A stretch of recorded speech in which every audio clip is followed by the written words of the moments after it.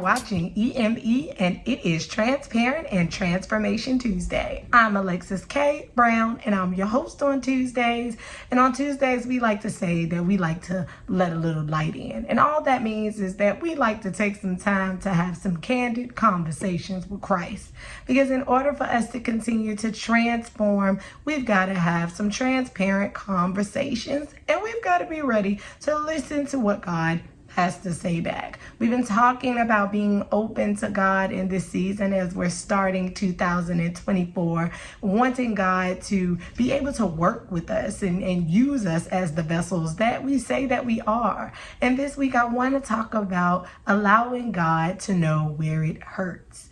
I think a part of being open has to do with vulnerability. And although we like to keep up our guards and we like to put on a good face, and oftentimes our faith is the reason why we're able to press on, and our faith is the reason why we're able to keep going. There are times where we need to be truly vulnerable with God so that we know that He's safe space, that we're able to let go of some of the things that are in our heart so that He can have some opportunity to touch it. It took me to Habakkuk this week, as my pastor has kind of been talking about it in Bible study, and it reminded me of how much being vulnerable with God is just as important as our faith in Him.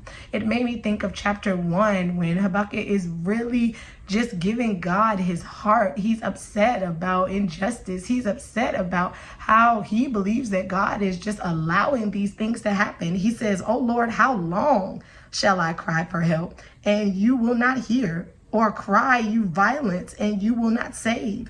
Why do you make me see iniquity, and why do you idly look at wrong? Destruction and violence are before me. Strife and contention arise. So the law is paralyzed, and justice never goes forth. For the wicked surrounded the righteous, so justice goes forth perverted."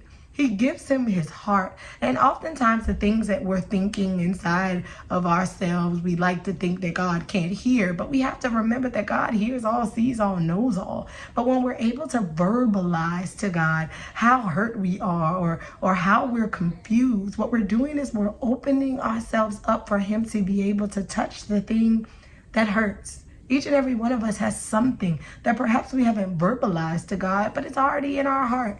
And I encourage you this week, as you work on being open with God, be vulnerable.